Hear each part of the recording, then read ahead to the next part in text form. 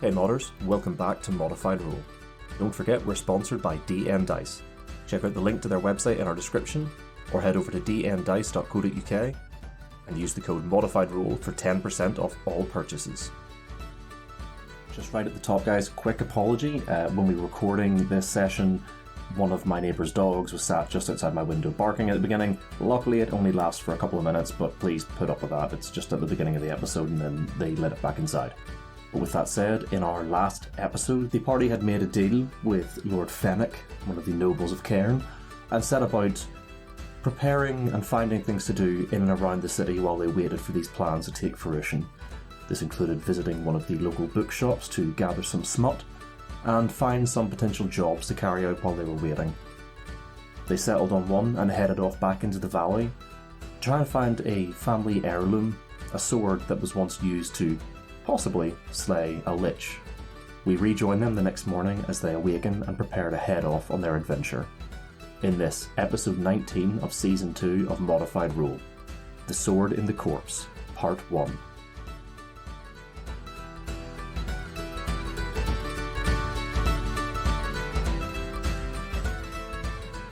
Last session, you guys had met with Lord Fenwick and you had discussed some of the concerns and some of the things that happened to you in Knight's Valor and some of the goings-on since you'd arrived in Cairn. They discussed possible ways forward, trying to figure out if anyone else in the city was involved, and you sort of came to an agreement that you would attend the festival ball with Lord Fenwick, and you would spend a bit of time trying to get to know the other nobles. So with that arrangement with Lord Fenwick, you set about preparing yourselves. You went to one of his tailors, one of his business partners, to arrange for some more formal clothing for the party. And then you went about trying to fill some of the time until then. You went and had a look and you found a job posting for a lesser noble who was looking to retrieve an artifact that belonged to one of his ancestors, a sword that was used to slay a local lich. With the information in hand and a map to its location, you went back to the inn to rest for the evening before your plans to set off the next morning. But before the sun rises, in the dead and quiet of the night, as you all sleep and rest, Giuliana, you're dreaming. It has been the normal sort of dreams up till now. Flashes of memories, flashes of seeing some of your family, of reliving the events of the last few days with your new compatriots. But then everything fades, and you find yourself standing in endless darkness. There's a smell of rot and damp in the air. As you turn and step, your footfalls leave ripples in a surface level of water that you stand in. You listen and hear silence, except for the steps of your feet in the water. And then you hear behind you. You spin and see nothing there. And again, you turn. And this time as you spin, you come face to face with 3 glowing red eyes stacked vertically atop one another, staring you directly in the face. And then you wake up. You're lying in bed, the sun has risen. You have a very, you're sweating slightly from the dream, and you jolt awake. But that was it, just a dream. You all awaken, and what would you guys like to do first thing in the morning as you prepare to set off to complete the quest that was given to you? Usual, slowly get dressed, head down for some breakfast. Bit of meditating for Kazizel ahead of a busy day. Giuliana will just be like, she's gonna make sure she's got all her stuff, check that money's still there. The money's still there. She got a lot of money. Roll an investigation check. Balls.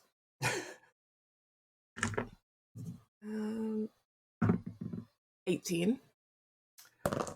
You are missing another 6 gold and 4 silver from your purse. Shit. Okay. Let's hope that we how many gold? You're missing 6 gold and 4 silver. Okay. If you had that much left, I can't remember exactly how much you had. Well, I guess you'll never know. You can roll me a perception check if you like. Okay. And actually, Twilight, if Gillian, I'm assuming you're not making like a secret of this. You're like start looking through your coinage and then. Yeah, she's like, shit! Really loud. Perception. Oh, not bad. 18 again. Okay, you notice a glinting in like the rafters of this room. I say rafters, it's not like a huge room, but where you've got the horizontal beams that run across the ceiling of the room, you notice just on the edge, in the very corner of one, like a glinting of what appears to be a silver coin. Can I get up there? Can I try? Yeah, if you like, if you could pull a bit of furniture around, and, like jump up and like grab onto the beam. Yeah, that's no problem.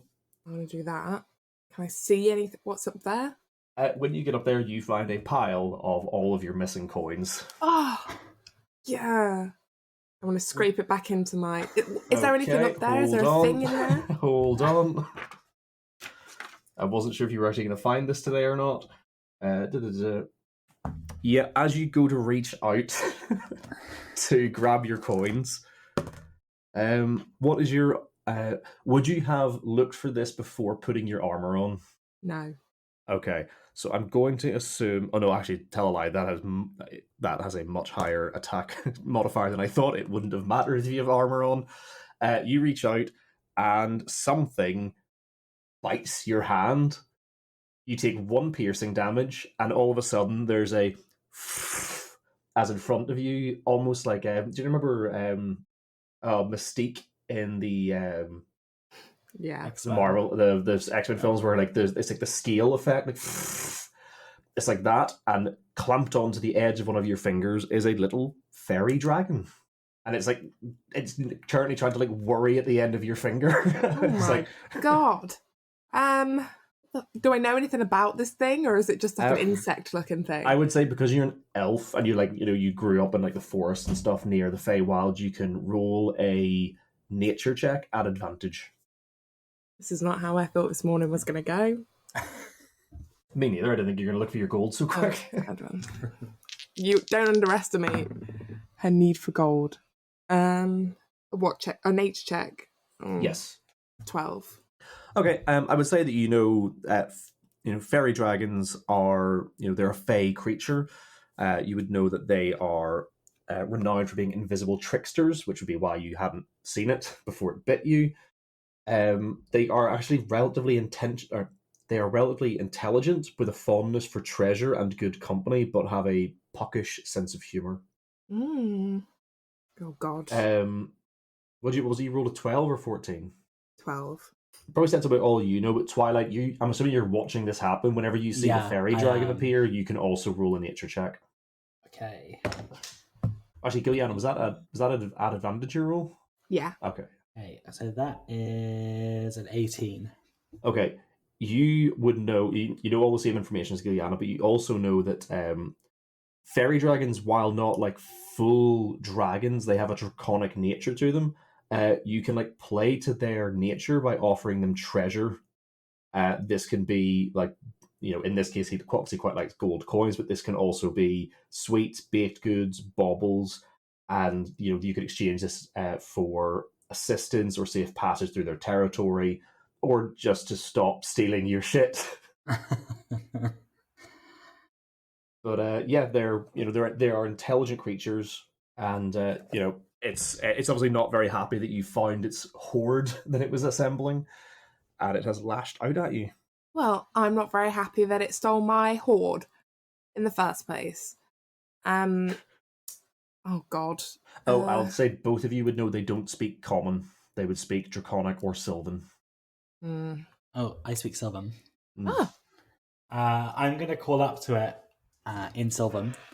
I'm like, hello friend, when do you come down here? When Twilight speaks to it in Sylvan, it sort of, it's been trying to worry your fingers, like, "Arr, arr."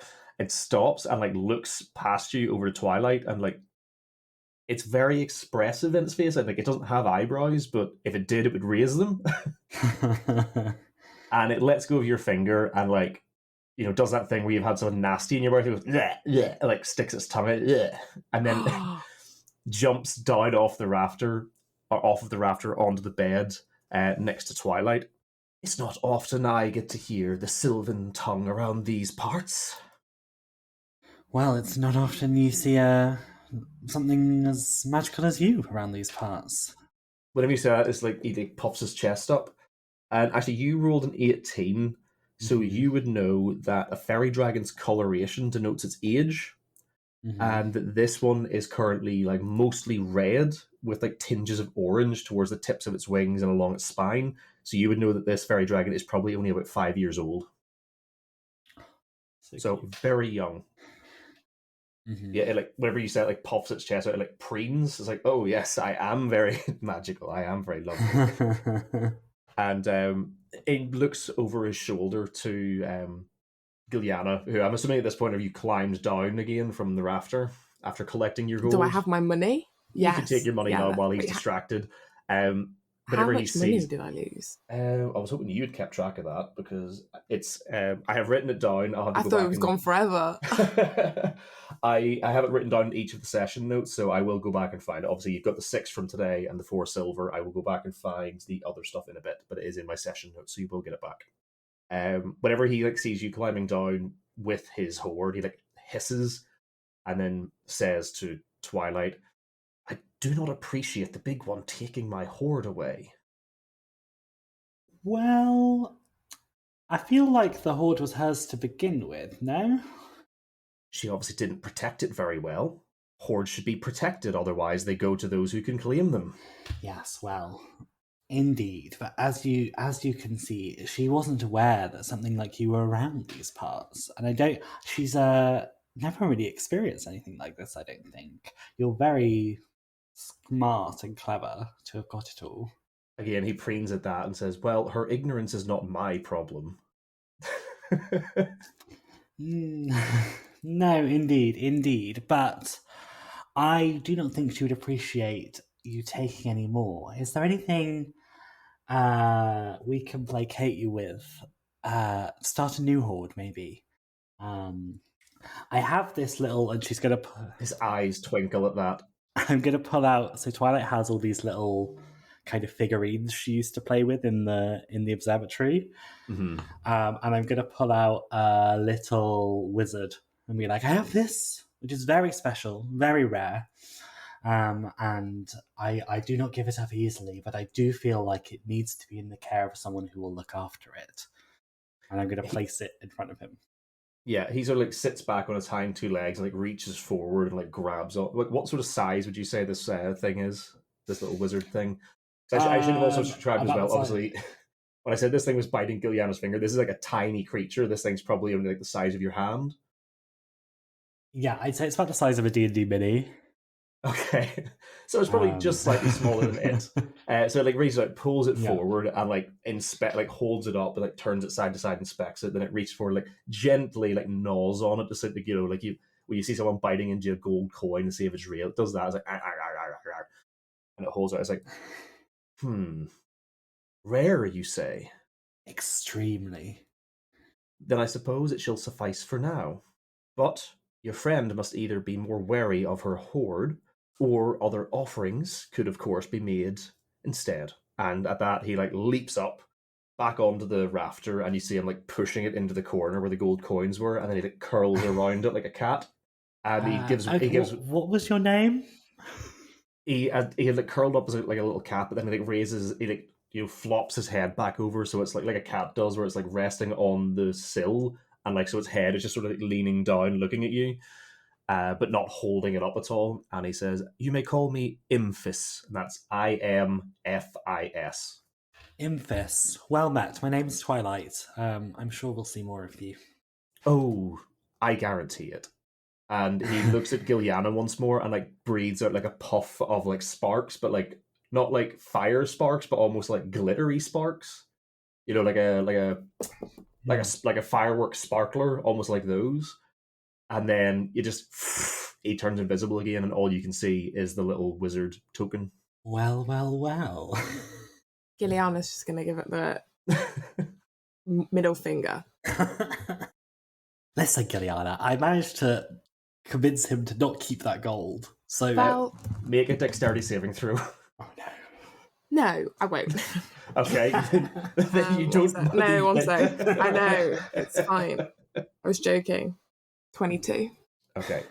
As you I'm not making you do disadvantage because you're looking directly at it when you give the middle finger, but just like a little bit of dirt, like not like a big stone or anything, but just like a little bit of dirt gets flicked off the beam and it's like sailing right towards you, and you just duck your head out of the way at the last second.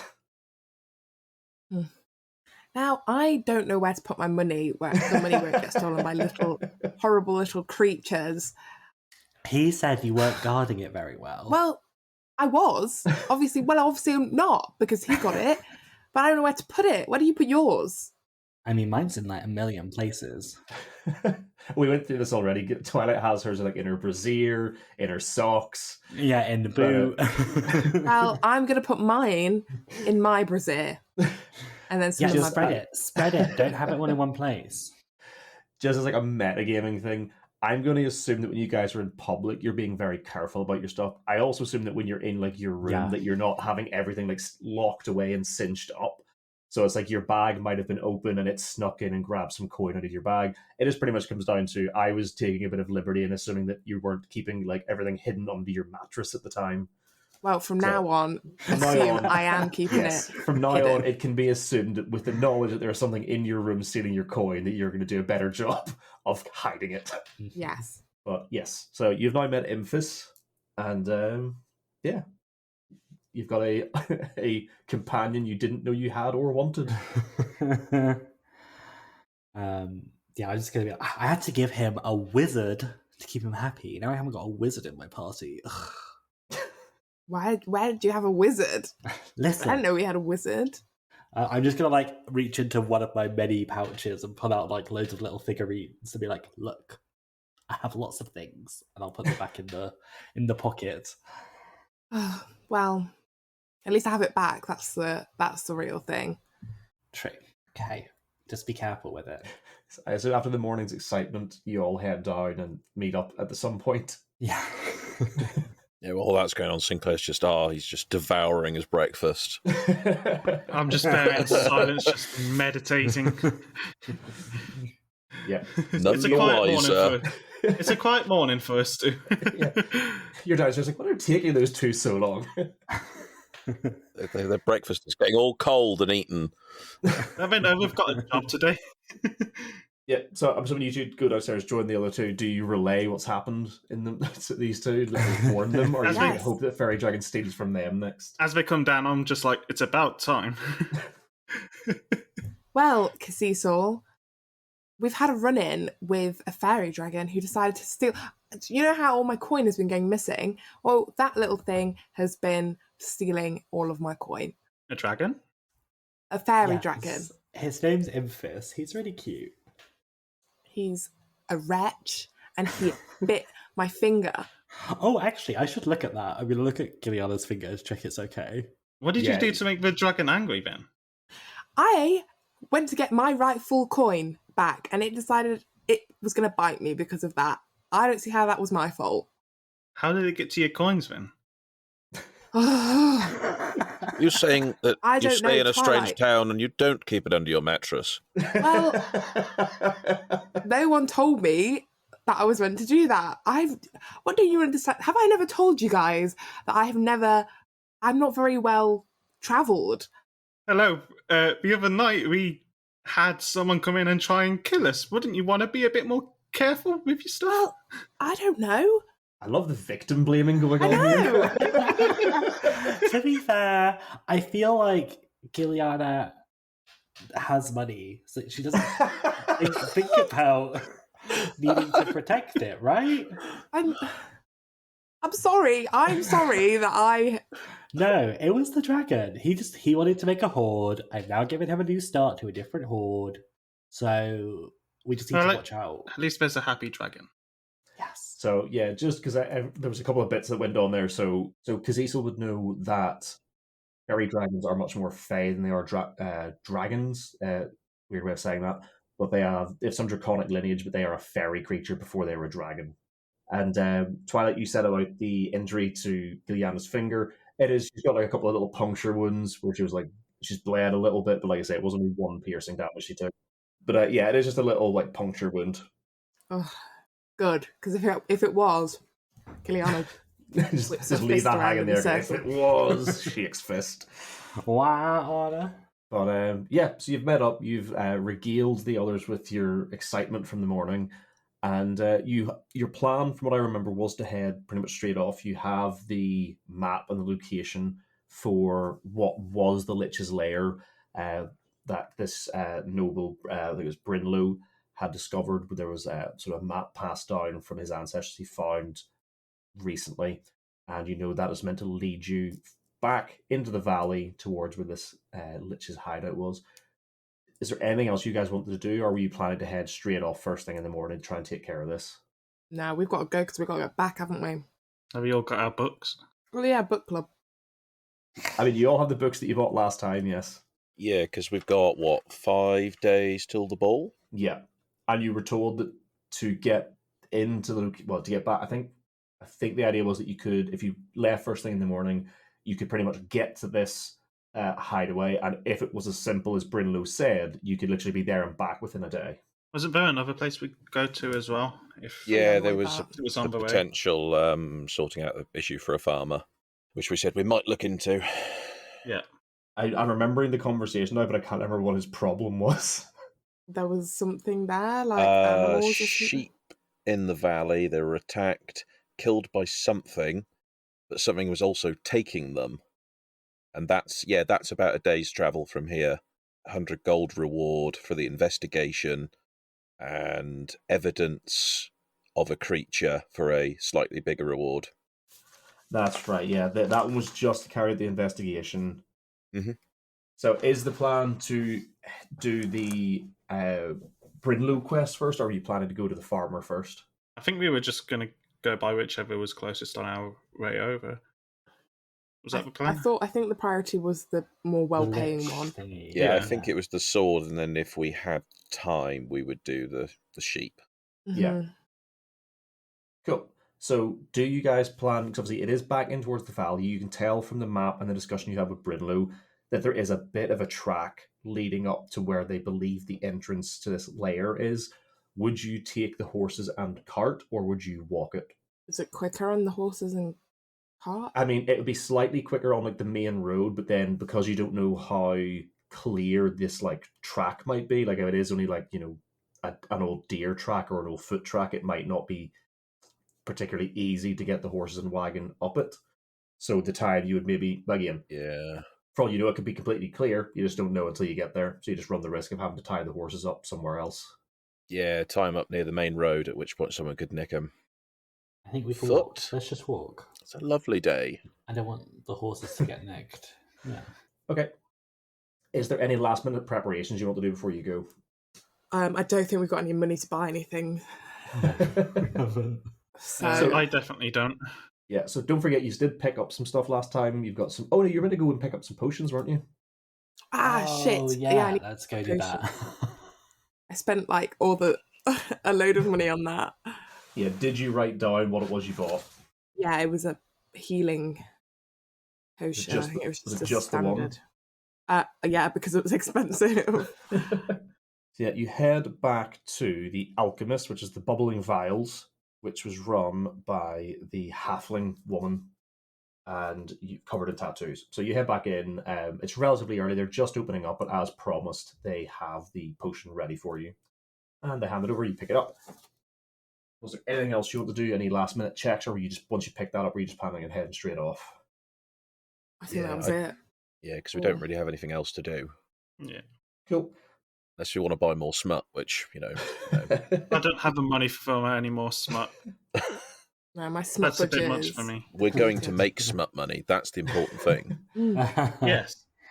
So please help me balance my account, balance my budget. I'm spending 50 gold on healing potions, 100 gold on armor, and 3,000 gold on smut. Stop buying so much smut. Never! Book club must happen. So you head out of the gates, back sort of southward into this valley, and as the sun's coming up, it is, you know, a relatively nice day. In the valley, you're not getting a lot of the direct sunlight, but it is nice. It's still the summertime. It's still quite mild. And this being the main road, you don't have much to worry about here. You travel for most of the morning, and as the sun's getting higher into the air, you come to the point where you know you have to veer off the main road and head up into the hills that line the valley. And who's got the map? Anyone? I have the map. Okay. So as you head off the road, Gilliana, can you make me a survival check? Just to make sure you're following the sort of hand-sketched map compared to the actual map of the region. You have to make sure you're heading the right way. 19. Oh yeah, no, that's perfect. As you head off the road and onto this sort of worn track, you're heading you head into a more like heavily wooded area, heavily forested area. And as you travel through there, you see signs of what a long time ago would have been the effects of this lich on the area. You come across on occasion, these long dead petrified trees that are sort of dotted throughout this wood. And the closer you get to where you believe your destination is, the more of these you see, until right at the very edge of this clearing, or not the edge of this clearing, right at the very edge of this forested area, as you come to quite a steep incline in the hill, there are no living trees. There are just these petrified husks, and the grass and undergrowth suddenly stops at the edge of this wooded area, and it's just dirt and stone leading up to this sharp incline. And before you, in this scree, you see a large iron door built into the side of the hill. It is slightly ajar, and there is a slight bit of overgrowth from further up the hill, sort of vines and ivy that have grown down over the front of it. But judging by the map and the fact that this door is out here in the middle of nowhere, you think you may have found your destination. What would you guys like to do? What do we think, guys? Shall we knock? I think we should all gather from it. Team meeting. Team Right. Okay. Has anybody ever done anything like this before? Obviously, Twilight. Anna, have you ever been into a dungeon, anything like this before? Have you ever done a job like this in your... No. I read books about it. I've done a little bit of training in monasteries, but Okay. I've never actually been in an actual dungeon. I can safely say no. Not this type of dungeon, anyway. I've done sort of small ones back when I was learning the ropes, as they say, and, well, they're not particularly pleasant. All I say is, everybody keep your eyes open. Trust nothing, would be my advice. And, let's go and find a sword. Is there a backside? You're pretty sure this is the only way in. So before we step in, this being a sort of like dungeon crawl, I'm just going to get a couple of bits of information from you guys up front. First of all, who has potions and how many? This bit of information is more for you guys to remember. I'm just reminding you. Like any potion.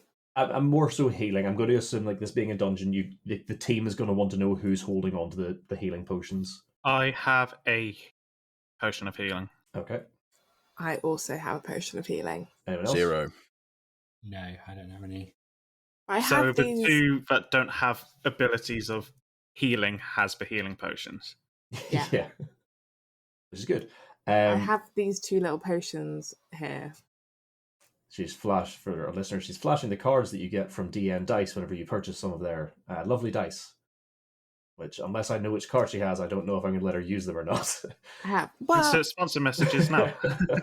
I have Nebula Clash and Crucible Steel. You know what? Screw it. In an effort to promote our lovely sponsor and some of these cards which I wrote, you can actually have those as potions. We can say that you have those from your backstory. Yeah. I reserve the right to nerf them if the damage output is way too high. How much is too high? Enough to one-shot the villains that I put in front of you. How much is enough? You'll find out. The next question is, what is everyone's passive perception? Ooh, 12. 11. Ooh, that's a horrible 9 for Sinclair. Ooh. We're not very perceptive. Am I the most perceptive? How? Oh, 13. Okay, thank God. Oh, so Anna is just slightly more perceptive. Cool.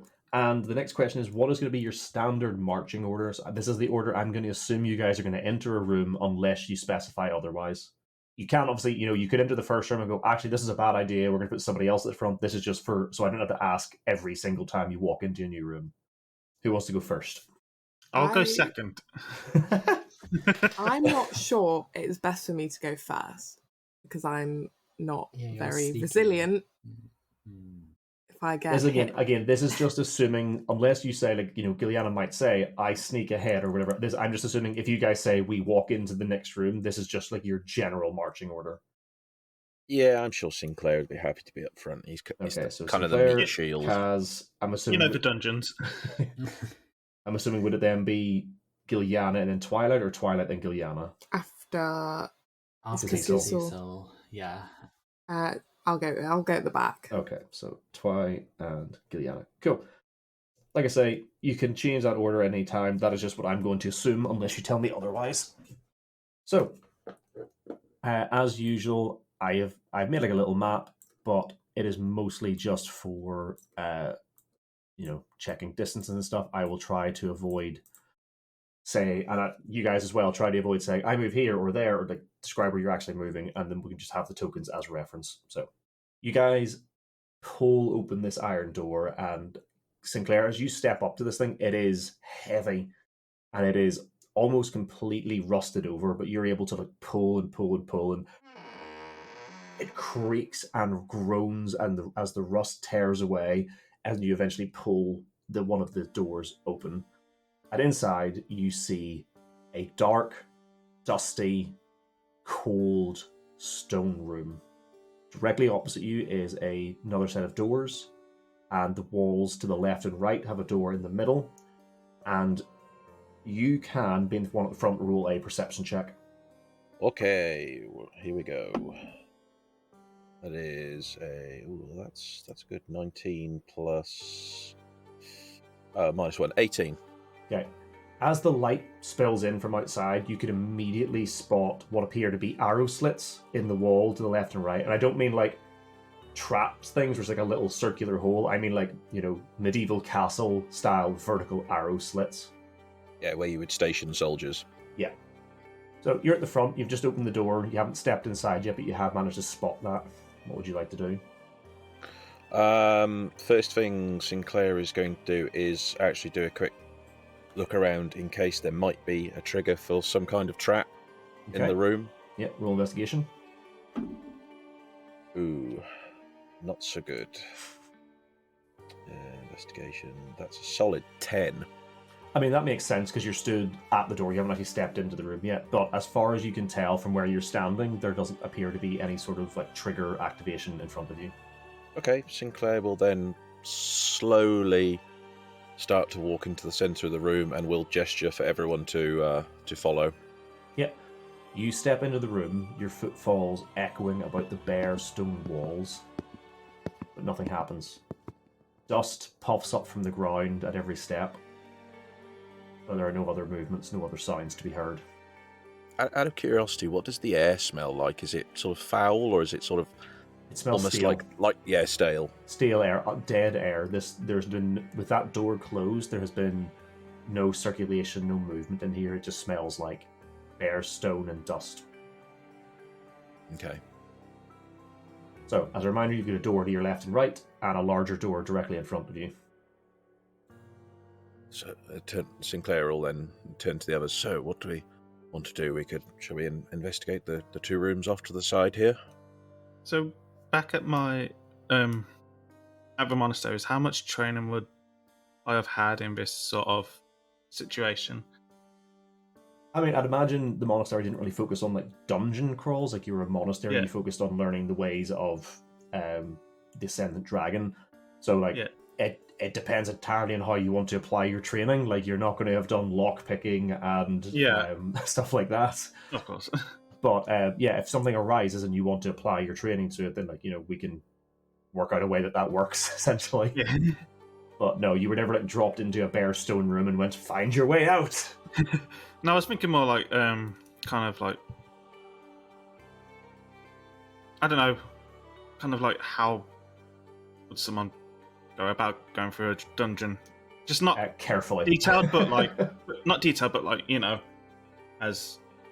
I mean, so I would say as part of adventure. I would say as part of like your thing is obviously part of your training was getting you prepared to head out into the world and be an adventurer, I would say you would have done like classes on basic dungeoneering, things like people will make traps, so be wary of traps, and some crazy weird people keep monsters that go as guardians or whatever, or you will just some people just have like actual guardian sort of creatures or constructs. Yeah, it's pretty much as you would expect for sort of like dungeoneering training. It's just don't fucking walk into your room blind, essentially, is the crux of it. Speaking of walking into your room blind, this room is dark. There are no lights in here. Obviously, as you open the door, sunlight is streaming in and it is giving enough illumination to see, but you heavily suspect that the rest of this place is going to be in darkness. I know at least some of you have dark vision, but for those who don't, would you be lighting up torches? Yeah, I'm going to be reaching in for a torch to light up. Okay, just not a massive issue or a massive thing, but like, would you be using a torch or twilight? I think you have the light cantrip, don't you? Oh, no, I don't have it. I think you've used it before. Or do you not? Does somebody not use light before? Or am I thinking of a different game? I have it in Kenna. Oh, and that's the one. Okay, so never mind then. Yeah, you would have to have a torch. So you light your torch up, and the light, the red and orange light flickers off the walls around you. Yeah, as I light up the torch, I'm immediately looking around for kind of traps, seeing that kind of looking for anything that would give an idea of a trap, because obviously I'm aware of traps. The trap, air quotes, in this room is fairly obvious. It's the arrow slits, but as you guys have stepped into the room, nothing has happened. Would anyone like to is anyone going to check any of the doors, or are you all just kind of huddled in the middle of the room at the minute? I'll go and check the one on the left. Is there one to the left? Yep, you walk over to that door, and it's another similar, like, heavy iron door, and you can tell that there are no visible locks on this side. There was a handle.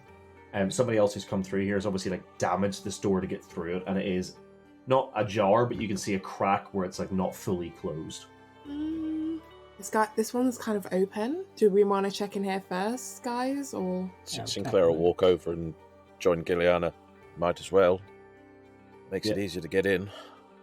You wrench the door open again. The hinges are old and rusty, and as you wrench it open and peer inside with the torchlight flicking over your shoulder, casting your shadow, dancing into the room, you can spot the remains of what appear to be archers, skeletal in their remains with their smashed bows and arrows lying atop them.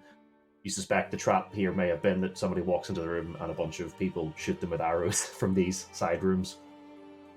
But whether or not these were skeletons to begin with, obviously you've been told that this is the lair of a lich. These may have been animated skeletons that were set in wait, but whoever was come through before, possibly Brindlow's ancestor, has obviously dispatched these ones. Okay, aside from the two scaly boys, does it look like there's anything else in the room? No, they have some bows and arrows that have been smashed and destroyed in the conflict, but it is, other than that, just an empty room. I suspect the other room is going to be very much the same. I wonder if there's even any point in checking it. I mean, it can't hurt to check. By all means, let's go and have a quick look then. You open the door and this room is filled with diamonds. No, it is it is pretty much the same. Two smashed and destroyed skeletal remains with broken bows and arrows. It doesn't hurt to check our corners, as we're going through. Don't want anything being behind us as we're going deeper. Yeah, so it's exactly the same then. Yeah, pretty much. Okay. Right, shall we move on then?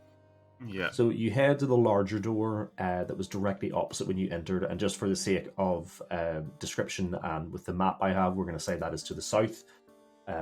You head through the door to the south, and after a short hallway, you're looking into a much longer room than the one previous. You suspect it to be about 50 feet long and about 30 feet across. Again, completely dark, but with Kazisol's torchlight flickering over the walls, you do see what appear to be sconces that would have at one point lit this room brightly, but are now empty. Even the ash itself has fallen away, leaving just an empty iron sconce. Oh, that is an empty room. Do you guys I should say as well, you can see in the opposite wall, heading down where it appears to be a set of large stone stairs leading further down into this sort of hillside. Yeah, empty room. An empty big room. Of course. Well, again, you don't know what used to be here. Standard procedure, have a quick look around for traps. Yep, roll an investigation check. Ooh, no. 4. Would I be able to bolt as well? And just because we're going by marching order, we're assuming Sinclair Okay. is in the front. So all I want to know is, Sinclair, you have had a look round. You see no evidence of traps. Would you just continue walking at that point? Yeah, he's going to go cautiously, though, because... Okay, cool. And are you keeping the marching order? Like, would the rest of you follow him, assuming that he's had a look round? I'd say so. Yeah. Okay. Yeah. So what I will do now is say we're going to assume you're in the marching order. Kazisil, as you step into the room as well, I'll let you make your own investigation check, because that may make a difference to what's about to happen. Yeah, that's just a 13. I'm going to die. Bringing up the rear. Usually that's Kazisil's job, but Sauce Twilight, you go first. So pretty much all. So Kazisil, unfortunately, you as well. Yeah. You didn't see anything obvious that would make out any sort of trap. It's my first time in a dungeon. I won't be too aware. Once Twilight, the third person in your sort of parade, has stepped 5 feet into the room, well, technically 10 feet into the room, you guys hear a crunching noise, a slight grinding, and then the floor you're standing on begins to tip. About the center of the room, the floor pivots. Everyone but Giliana needs to make me a dexterity saving throw. Oh, Sinclair, shit. you're making yours at disadvantage because you're so far into the room. I was gonna say, can I have grabbed what I noticed and can I grab Twilight? I will let Twilight roll an advantage since you're trying to give her the help action. thank Oh. God. What was that? Save. Is it It's a dex dexterity saving throw, yeah. Oh my God. On, baby. Giliana, you saved me. My first roll was a natural 1. Oh no. But I the- rolled a 24. Oh. I can do dexterity. 2. 12. 'Cause my 12? my dex saving throw is a -1. I like to think that Sinclair's armour is just so heavy that it's sort of, off balancing him. Yeah, citizens are just go, whoa! I mean, if I kept the natural 1, I would have at 0, so at least. Like a giant seesaw, the floor you're standing on tilts, beginning slowly and then gaining momentum as it turns. You all begin to slide backward. Kazisa, with your training, you immediately see what's happening and you leap upwards and get back onto the ledge that Giliana was standing on. Unfortunately, both Sinclair and Twilight, you cannot catch yourselves in time. And the floor tilts and you begin to slip downward, and with the light from Kazisel's torch flickering off of the rusted and, well, you assume it's rust, you're not 100% sure, glancing off of the spikes beneath the floor, you find yourselves falling into the spike trap beneath. Both of you will be taking... What magic do you guys have? Can you not like... I felt one or anything. You guys take 12 damage. Shit. 12? Yeah, I rolled 2d6 and rolled 2 6s. Ouch. Yeah. The floor tilts and you find yourselves dumped into the spike trap beneath. Unfortunately, you were not quick enough to catch yourselves in time and are taking 12 damage each. And what's worse is, unless you guys on the top act very quickly, the floor begins to reset itself now that there's no more weight on this side. Shit. Is there any way that I can like climb down but not like land on Yes, absolutely. If you want to like, the spikes aren't like it's not like a meat hammer. They're not like constant. They're just like a couple of them. There's probably like a foot or two of space between each of them, so you can quite easily just like drop yourself down now that you know they're there before the floor swings back into position. And you're now down there in the dark because Kazisel, the one with the torch, is still up at the top. Cecil! Oh. I mean, you guys have dark vision, so Yeah. That's pretty dark down here. Well, now we're all separated as well. I mean, he's still up above. Like I Oh. say, the floor obviously can be moved, so this is just like, you've got two people down there injured. You can get up, you're not like stuck to the spikes or anything, but they have cut you up quite badly. There's now 3 of you under the floor and 1 of you above the floor, and you can like hear each other. It's not like a sealed thing. What would you guys like to do? Are you guys okay? Ouch. Not really. Are you- No. Spikes Are you guys alive down there? Just. Sort of, yes. Oh no. You guys are the healers, so Pack. How are we going to get out of here? If I look around, are there any tunnels? Is there any obvious way out? No. You're pretty sure this thing was designed that when somebody falls into it, they stay in it. But obviously, that doesn't account for like a bunch of people working together. You're pretty sure, like not to give you an answer, but like between the 4 of you, you're pretty sure you could like partially activate the trap, get an edge lifted up or something. You're only 10 feet down, by the way. You're not like way underneath. The floor is only 10 feet above you. okay. So, are you guys? Oh shit! This is not a good start. This is not a good start. Right, Cecil. Hello? We need you to open the floor door to let us out. I'm trying to, at first I'm kind of trying to push down the floor with my foot from the edge.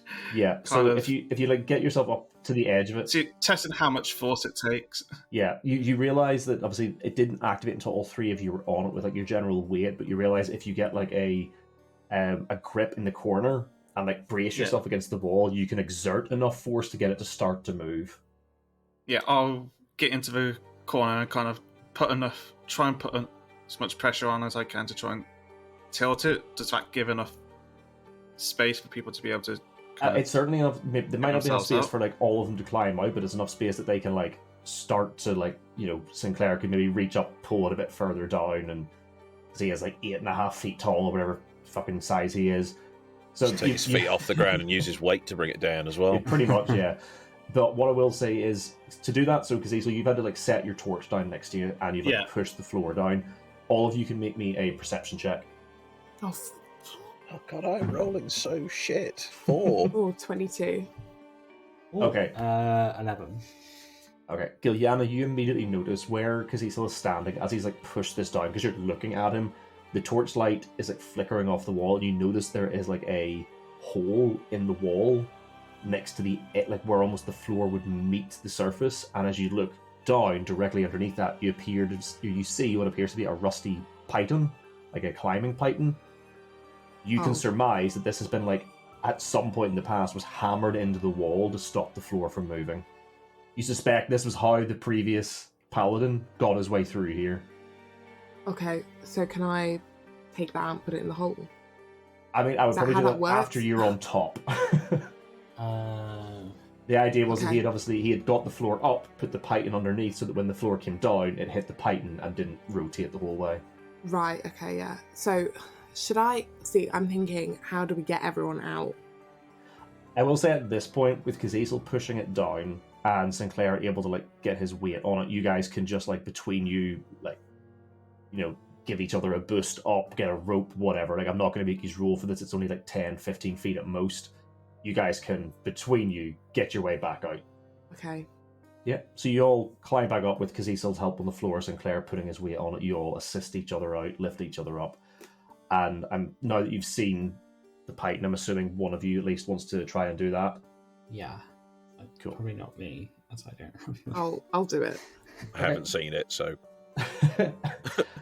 I mean, Gillian, if you want to do it, just give me a straight-up strength check to see how well you hammer it into the wall. Christ. Or actually, if you don't want to, just give it to Sinclair and tell him to do it. Ask Sinclair. Yeah, Sinclair, you do it. I'm not...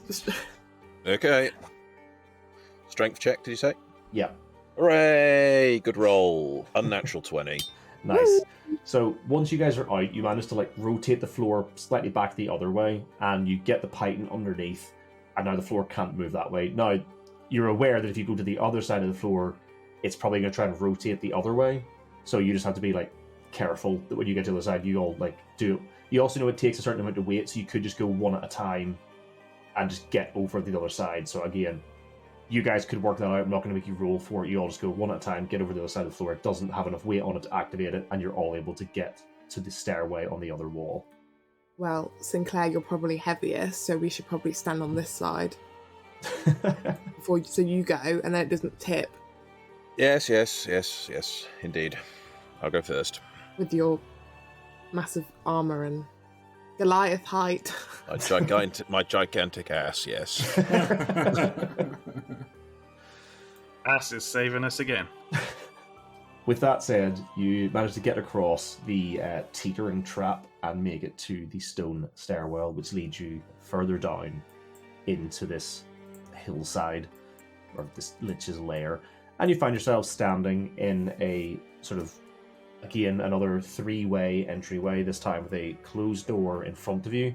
And to either side, there is a hallway sort of leading east and west away from you. You can tell from where you're standing, it's not particularly far before it turns, both of them turning to the south at the end. Which way? Which way?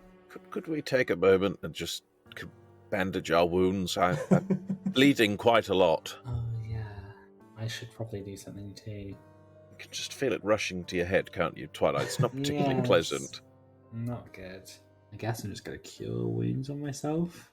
First level. Because I don't really have any... I'll just use a first level cure wounds.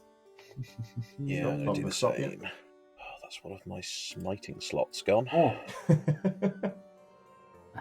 I rolled a 7 on a d8, so that is 9 points of healing to moi. That's more than... that's nearly all the damage you took. Yeah. Well, it took half my health. I did roll particularly well. For that, I do apologise. It was Cure literally wound. half my hit point. Cure wounds adds your modifier, doesn't it, as well? Does it say? Yeah, probably. 1d8, yeah, plus your modifier. Cool, that's 10 points back. Oh, look at that. These are both basically perfectly again. We nothing are happened. back on our feet. Yeah, we can do it. Cool. So you're in this sort of entryway, hallway type thing, this large stone room, and you've got three options: east, west, and south. So the south is the closed door, east and west is a hallway, which you can see on both sides turns to the south pretty quickly. Jay, would you like to go? Is there any sort of indication in, say, like, in the stonework above any of the entranceways, or is it just sort of blank stone? You can all make a perception check if you'd like. 14? 7. 2 with a natural 1. Nice. 22. Okay. Hey. Sinclair, there's no real markings, but you can obviously tell that one of them is like a locked door. So, or not maybe not a locked door, you haven't checked it, but one is a door, so you assume that is like this is the way it's being protected. These other two are just like other rooms on this level. And Giuliana, with the 22, you can, from the hallway to the east, you get a waft of like volcanic brimstone smell, like a heat and a hot air smell coming from that direction. The left side, was that? That was the east, so to the right. Okay. Well, as you're walking, it would be the character's left. On the map, it's to the right. Okay. So the left, I can smell, it's like hot. It smells hot, like, fire, like almost like brimstone. I don't know if that's a good thing or a bad thing. That doesn't sound good. No. Doesn't sound good for a supposedly inactive dungeon. Are the active dungeons usually on fire? In my experience, no, there's usually just creatures living in there. Should we want to investigate it? I don't really think a sword is going to be in a fiery pit of hell. No, but it's probably worth checking the two sides just in case there's something that might sneak up on us. You never know. Yeah, you don't want anything coming behind us. No, that's right. Nasty things that lurk in these sorts of places. Delayed reaction there. We need to protect our asses, okay? Anyway, direction? Has anybody got fire resistance? I have. I'm pretty sure as a tiefling, I have it as a racial. I mean, if you're a standard Asmodean tiefling, then yes, you have resistance to fire damage. Yeah, I have resistance to fire damage, so I can. Cold resistance, I have exactly the opposite. That doesn't help the We situation. literally are fire and ice, sun and moon. Yep. Complete opposites. I can lead this then. Ooh. Yeah, No. all right. No, why not? Just pushing Twilight. Going, oh my god, you go first. Yeah, I like that imagery of Gillian just pushing Twilight down the corridor. Yeah. Go into the Don't fiery pit. don't underestimate yourself. Okay, You're I'm more gonna than go. capable of leading the fray. Okay, let's all go. So you guys step down that hallway, and as it turns to the south, which is like as you're walking, it'll be a right turn. You see a room that is built very similarly to the others so far, with stone walls and stone flooring of a similar make and design of those you've been through so far, except in the eastern wall, it appears to have fallen away and broken, and if you get closer to it, you see that it opens up into some sort of cavernous fissure that actually anyone who would like to get close and have a look can make an investigation check or a nature check.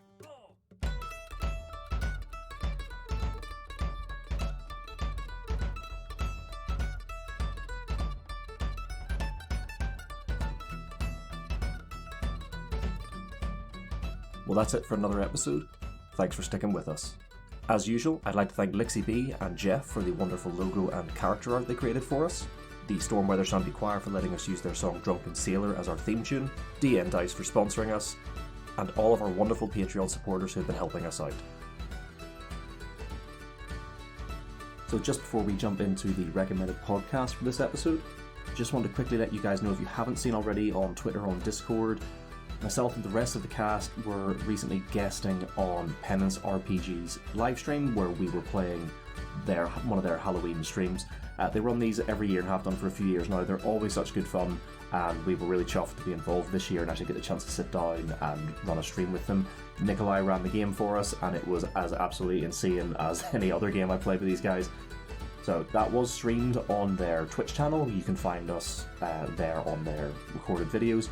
I believe they're going to be converting these to podcast form at some point, so I'm hoping you'll be able to hear that on their podcast channel as well. But for now, the video is there on their Twitch channel. It's twitch.com/PenanceRPG. As well as that, we will also soon have the third of our 4 character art pieces on our online shop. Hopefully going up this weekend, you will see some pieces with Sinclair's artwork. So that will now be Giliana, Twilight and Sinclair up there, and we're hoping in the next couple of months to also get Kazisel on there as well. Once we've done that, we have a couple of ideas for some silly joke art, some stickers and things that we want to get made. But if you're listening to this and you have some ideas, some of our jokes that you found particularly hilarious, I know we find all of our own jokes very funny, but if there's something that you've enjoyed or a moment that you would like to see encapsulated for all time in a silly little sticker that you can put on your laptop, drop us a message on Discord or on Twitter or email us, let us know, because we have a couple of ideas we're throwing around, but we'd love to hear some feedback from you guys to see what you'd actually like to see. For our recommended podcast this week, I'm actually going to cheat a little. I'm going to be recommending another series of Sans Pants Radio podcasts. For those of you who've been listening to us from the beginning, you'll know that we really, really love the Sans Pants Radio podcast D&D is for Nerds. That's run by Adam Carnevale. Don't know whether this is a controversial opinion or not, but he is still one of my sort of top-rated DMs of any show I've listened to. I just think he does a fantastic job. That said, I just want to shout out a few of his other podcasts that aren't, well, some of them are, some of them aren't directly D&D related. Sans Pants Radio has a ton of different podcasts, but they have at least 3 other TTRPG podcasts. There may be others. These are the ones I'm currently listening to on top of D&D is for Nerds. And that is Tales from Handel Creek, My Summer with Ankotep, which is a campy, sort of old school, sort of take on some of like old school 90s films, where you have a bunch of kids who discover a mummy at one of their birthday parties in the back garden. It's very silly, very funny, been enjoying that a lot. For something a little bit darker, they also have Adam's World of Darkness, Beyond the Map. I'm pretty sure they do say what game system is. I think it actually might just be World of Darkness. Not 100% sure. but it is a much darker, grittier game. I will say this as well, most of Adam's games can be quite gritty, even on D&D is for Nerds. He doesn't pull punches, but this Beyond the Map series is particularly gritty and has been a really enjoyable listen and just a bit of a gear change from the D&D is for Nerds storylines. And on top of that, as a sort of spin-off from their D&D is for Nerds stories, they have made a new podcast for Tales from the Greyhill Free Company, which follows the Greyhill Free Company, an adventuring band who are going off and having their own sort of self-contained mini-adventures as different members of that band. So definitely go and check the 3 of those out. I have been enjoying them immensely, and they are just, more fantastic work from Adam and the rest of the guys at Sandspans Radio. Do stick around, because we actually have a new promo for the first time in a while from the Cut from the Chronicles podcast. So stick around after I've finished here to hear that. But other than that, that's it for me. Thanks very much for sticking with us, guys, and we'll see you soon.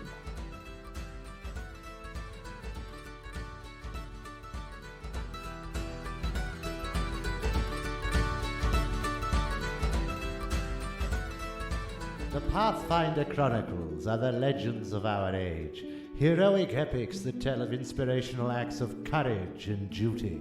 The people we celebrate in the Chronicles are shining examples to us all. But for all the scrolls in the archives, scarce few circulate beyond those walls, not because they are any less heroic, but because they are not to be emulated. Listen well to a cautionary tale cut from the Chronicle. Are you bored of the same old podcasts? This ain't your goddamn 5e. Do you want something new and innovative? I'm guessing I don't have the formula for a papoose. Spiderweb papoose. Played by a group of professional cast members? I have to try and remember stats for loads of. I don't have in one character to remember how they work. I don't even know how my one character works. Stories filled with epic adventures. Funny that we're not paying for fuck all. We're getting some free chips and a bet. That's what's happening. And brave, heroic deeds. Please kill it!